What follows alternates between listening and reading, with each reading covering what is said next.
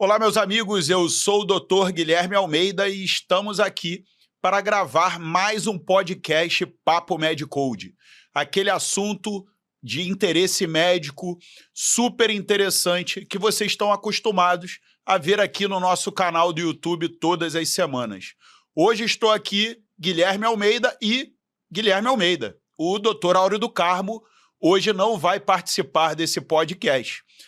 Entretanto, o assunto desse podcast hoje é basicamente um tema de extrema relevância na atualidade e que eu tranquilamente consigo fazer uma entrevista de Guilherme para Guilherme, porque eu sou basicamente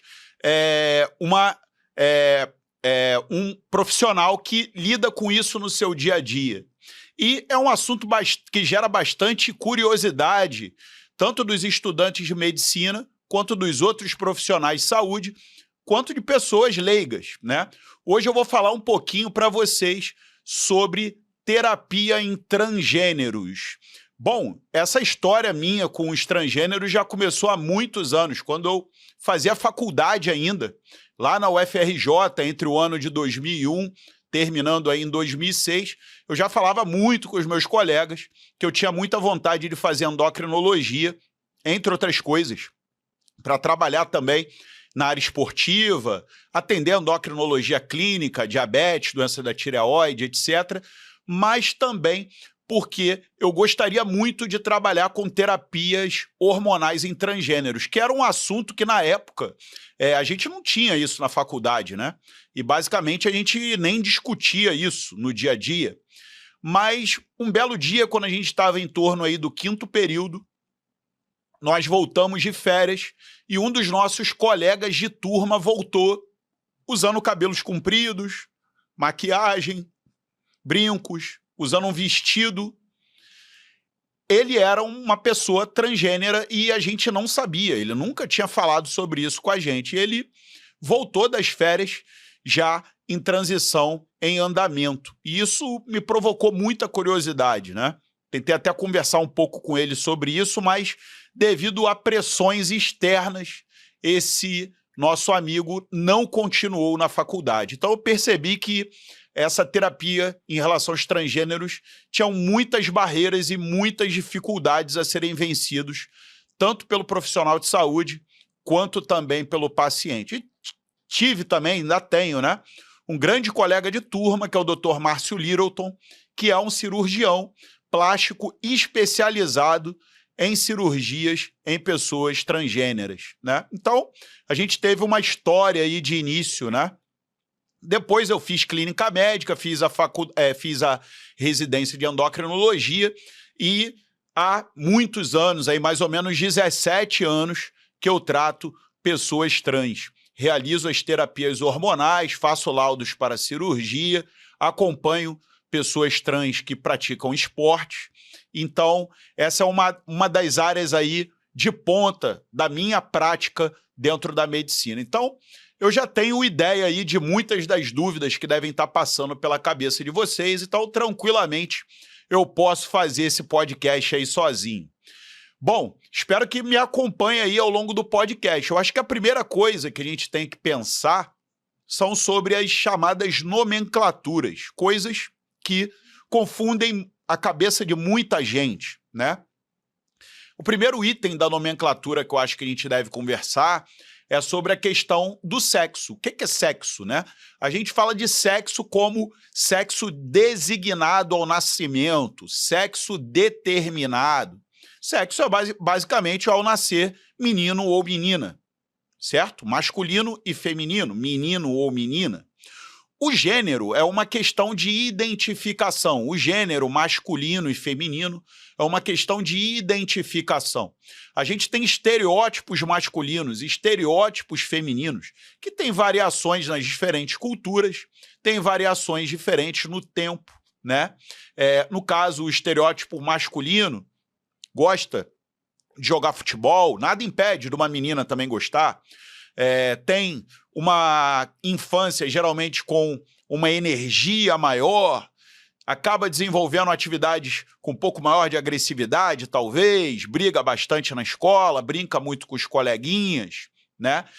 Tem um jeito de falar um pouco mais incisivo, um pouco mais forte, determinante, tem uma maneira de pensar, tem tendências a gostar de determinados assuntos, gosta de futebol, gosta também de determinados jogos, né, mais físicos, gosta também, por exemplo, de leituras de super-heróis, histórias de super-heróis, e, pelo outro lado, o gênero feminino, né, que tem uma tendência a gostar de histórias mais de romance, gosta de brincadeiras mais de conversa, de inventar histórias, de ter uma imaginação mais ativa, é mais delicada, acaba não partindo tanto para o lado da agressividade, da fisicalidade, tem preferências por outros tipos de atividade, gosta de pular corda, gosta de brincar de elástico, amarelinha e etc. Os jogos são diferentes, né? Roupas, né? Existem diferenças, né, de roupas, de preferência do gênero feminino em relação ao gênero masculino. Todos havemos de concordar que existe essa diferença, né? Lógico que nada impede uma menina gostar de jogar futebol, nada impede de um menino gostar de pular corda e de brincar de elástico, nada impede de um menino gostar de romance ou uma menina gostar de leituras de super-herói. Mas esses estereótipos, né, eles criam uma identificação em relação ao seu gênero. Em algumas pessoas, o sexo de nascimento, o sexo determinado, ele é diferente em relação ao seu gênero identificado, que pode ser avaliado por diversas dessas características. É mais ou menos o seguinte, a pessoa nasceu com corpo de homem ou nasceu com corpo de mulher e tem o gênero contrário. Nasceu num corpo de homem e tem uma mente feminina. Nasceu num corpo de mulher e tem uma mente masculina. Essa incongruência em relação ao sexo designado e a identificação do gênero é que gera a nomenclatura de pessoa transgênera.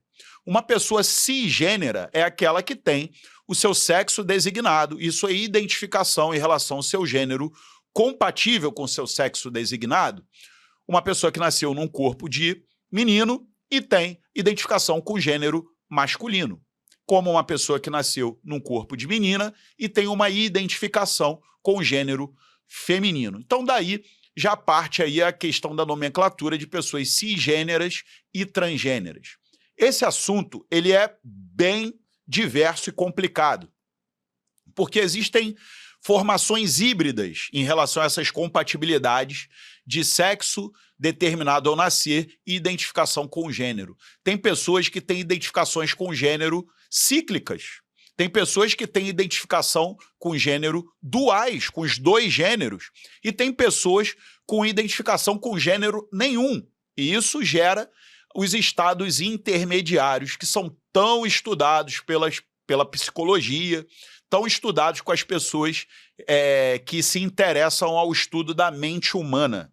E, lógico, os profissionais de saúde, não somente os psiquiatras, mas como endocrinologistas e profissionais de saúde em geral, enfermeiros, que o sejam, nutricionistas, fisioterapeutas, certo? Então, a partir daí, a gente pode utilizar uma nomenclatura para facilitar de pessoas transgêneras FTM, female to male, ou seja, aquelas pessoas que têm o seu sexo designado mulher e têm o gênero masculino, ou seja, um homem trans, e também a nomenclatura do MTF, male to female, uma pessoa que nasceu com sexo designado homem e tem uma identificação com o gênero feminino, ou seja, uma mulher trans. Essas nomenclaturas são muito importantes, né, para a gente conseguir entender, né, o estudo dessas condições em relação à prática médica. Uma outra questão é a seguinte, como que esses pacientes acabam procurando o médico, né? Muitos deles, né, são identificados primeiramente pelos próprios pais, né? Os pais notam um comportamento, uma identificação com o gênero contrário. E algumas vezes as crianças até tentam expressar isso, tentam comunicar isso aos pais, tentam comunicar isso aos amigos. Algumas são bem recebidas e outras são muito mal recebidas, como histórias que muitos de nós já devemos conhecer. Essas pessoas precisam de apoio, né? Tanto do núcleo familiar quanto do núcleo de profissionais. O núcleo básico de profissionais que lidam com pessoas transgêneras é o grupo do quadripé: advogados, o psi, psiquiatra, psicólogo e o endocrinologista. Existem outros elementos profissionais de saúde dessa equipe multidisciplinar, mas esse quadrado aí é o mais importante inicialmente, certo? O advogado, porque ele vai participar de processos que já foram muito mais complicados anteriormente e hoje vêm sido cada vez mais facilitados, de mudança de registro, mudança de certidão de nascimento, mudança de nome na carteirinha do plano de saúde, mudança do nome na escola. Existe o chamado nome social, que é aquele nome que a pessoa prefere ser chamada, e existe a questão do nome oficial, o nome de registro presente nos documentos. Vejam, uma pessoa que muda de nome tem que mudar todos os seus documentos. Se é uma pessoa que já está com uma idade avançada e já tem um diploma de graduação, já tem um diploma de escola e etc., uma carteira de motorista, ela tem que trocar o nome em todos esses documentos. E isso exige um processo um pouco complicado em relação aos cartórios, os institutos responsáveis por esses diferentes documentos. Então, o advogado ele está ali para poder conseguir confortar e conseguir direcionar essas pessoas. A equipe psi, os psicólogos, eles atuam sobretudo na questão da identificação e dos conflitos. Ele vai ajudar a identificar se essa pessoa realmente se identifica com gênero feminino ou se identifica com gênero masculino. Esse psicólogo vai poder conversar sobre questões adversas à questão do sexo e do gênero, como, por exemplo, a sexualidade. Nada impede, por exemplo, de um homem trans, ou seja, uma pessoa que teve um sexo designado mulher e apresenta identificação com gênero masculino, de ter uma sexualidade voltada por um desejo sexual com um homem. Ou seja, um homem trans que tem atração sexual por um outro homem, tem afinidade, tem afeto por um outro homem. Da mesma maneira como existem esses homens trans que têm atração pelos dois sexos ou pelo sexo feminino. E o psicólogo ajuda essa pessoa a lidar com esses conflitos, porque muitas das pessoas pensam que um indivíduo homossexual é a mesma coisa do que um indivíduo trans. E não é. A sexualidade ela não tem relação direta com a questão do gênero e não tem relação direta com a questão do sexo. Lógico que nós tendemos a ter uma mentalidade vinculada a uma distribuição comum, né? O comum é o quê?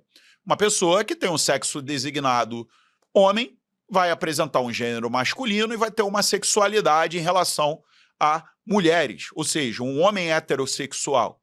Mas, hoje em dia, basta você sair nas ruas, basta você acessar as redes sociais, basta você ter uma vida social mais ativa e contato com várias pessoas, que você vê que essas questões começam a tomar à tona. Então, o psicólogo, ele também ajuda no processo de transição.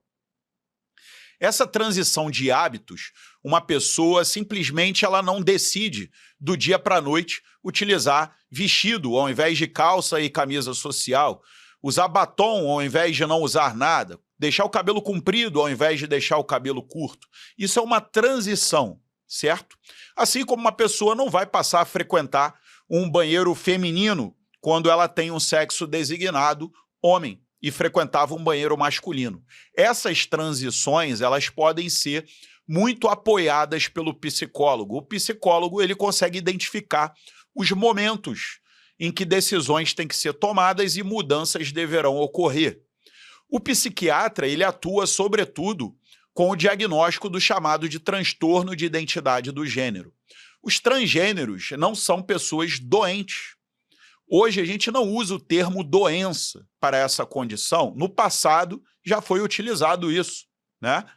Hoje a gente fala de transtornos. Por quê? Porque uma pessoa que é transgênera, ela vai atravessar algumas ou muitas dificuldades. Aquilo não vai ser tranquilo na vida dela, aquilo vai ser um transtorno para a vida dela.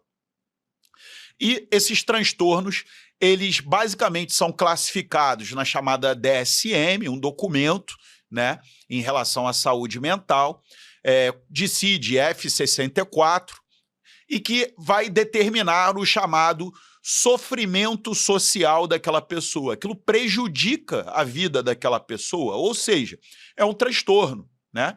Ela tem dificuldade de ser chamada adequadamente no trabalho, pelo nome social, ela gostaria de ser chamada de ela quando chamam de ele, ela gostaria de utilizar roupas de mulheres quando a família ou o ambiente social pressiona para utilizar roupas de homem, ela vai ter que utilizar medicamentos para feminilizar, ela vai ter que realizar cirurgias para feminilizar, ou seja, isso gera um transtorno. Existem outros termos utilizados dentro da psiquiatria, como, por exemplo, a disforia. O que é uma disforia? Também essas condições são chamadas de disforia de gênero. A disforia é basicamente um sofrimento. Tem pessoas que têm disforia, por exemplo, com os seios. Imagina um homem trans, né, que nasceu com um sexo designado feminino e que desenvolveu na sua puberdade os seios. Às vezes ele não quer nem olhar para aqueles seios. Ele gostaria de arrancar fora aqueles seios. Tem pessoa que se mutila. Gosta de usar, por exemplo, aquela banda para comprimir os seios e poder não ter a aparência, a saliência da presença deles. Como da mesma forma tem pessoas que têm disforia com o pênis. Nasceu de sexo designado homem, mas é uma mulher trans. Tem pessoas que se mutilam, tem pessoas que arrancam o próprio pênis e vão parar na emergência por causa disso. Isso é disforia. E essa disforia tem diferentes etapas, né? Tem diferentes graus. Tem pessoa que tem disforia grave e vai cometer, por exemplo, um atentado contra a própria vida, como eu citei anteriormente. Tem pessoas que simplesmente não gostam de olhar, não aturam olhar, não gostam de falar. Imagina um homem trans ficando com menstruação, menstruado. Ele não gosta de falar sobre isso, né? Então, essa é a questão da disforia. Tem pessoas que têm disforia com determinada característica do seu sexo designado, né?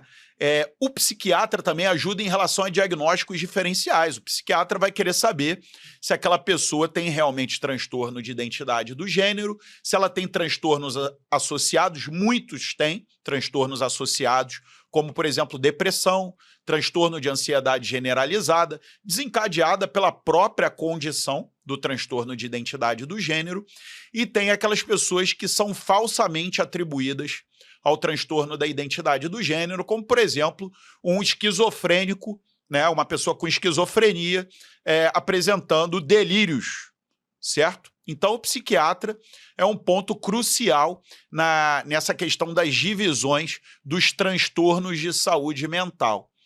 E existe o endocrinologista. O endocrinologista ele deveria receber esse paciente, né, em condições ideais, nas seguintes situações. O paciente ainda não entrou na puberdade, o paciente já teve uma avaliação em relação à equipe psi, já teve uma avaliação psicológica, já teve uma avaliação psiquiátrica, é confirmado o transtorno de identidade do gênero e é encaminhado para endocrinologia para finalmente realizar a terapia de reposição hormonal. Entretanto, não é isso que acontece. Muitos desses pacientes sofrem maus tratos por profissionais de saúde pela própria família ao longo da vida. Muitos deles chegam tardiamente ao endocrinologista. Eu mesmo já tive um paciente com transtorno de identidade de gênero de 72 anos.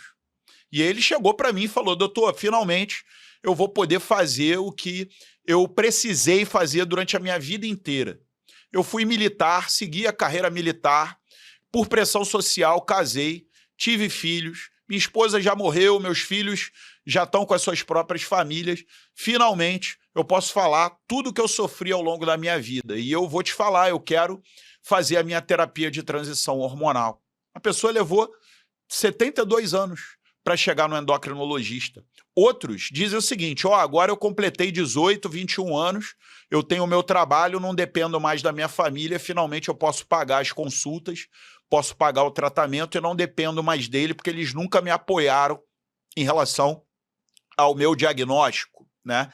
São histórias que a gente escuta, né?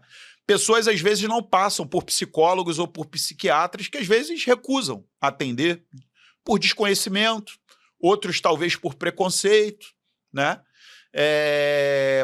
Então, assim, muitas vezes essas pessoas chegam ao endocrinologista, o próprio endocrinologista diz que não vai atender porque não tem o conhecimento ou por questões de preconceito, né? Então, esses pacientes chegam até a gente, né, em condições adversas e diversas. Então, cabe ao endocrinologista tentar organizar essa questão, dar suporte, perguntar, vem cá, você tem um advogado, como é que está essa questão dos documentos, como é que você quer ser chamado, né?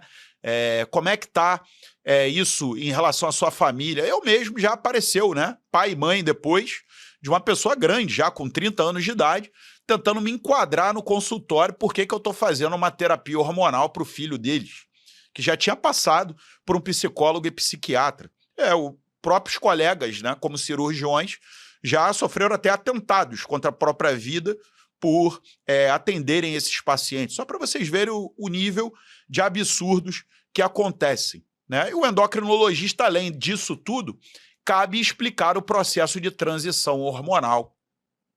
Como que é esse processo de transição hormonal? Basicamente, no homem trans, ele vai receber terapia com testosterona para masculinização. Não há necessidade de bloqueio estrogênico. E para uma mulher trans, ele vai tratar com bloqueio à testosterona, com medicamentos que bloqueiam a ação da testosterona, e vai fazer a reposição estrogênica para a feminilização. Essas mudanças corporais, elas são progressivas. A gente costuma ver mudanças corporais significativas ao longo de 5 anos de tratamento, ao longo de 5 anos de terapia hormonal. Ao final desses 5 anos de terapia hormonal, a gente diz que a transição hormonal foi completa. Tudo que havia para masculinizar no homem trans já ocorreu. Tudo que havia para feminilizar numa mulher trans já ocorreu. Entretanto, tanto os homens trans quanto as mulheres trans não podem parar a reposição hormonal, porque a reposição hormonal atrofia as gônadas, atrofia o testículo das mulheres trans, atrofia o ovário dos homens trans, e se eles pararem essa reposição hormonal, eles ficarão completamente castrados, sem hormônios.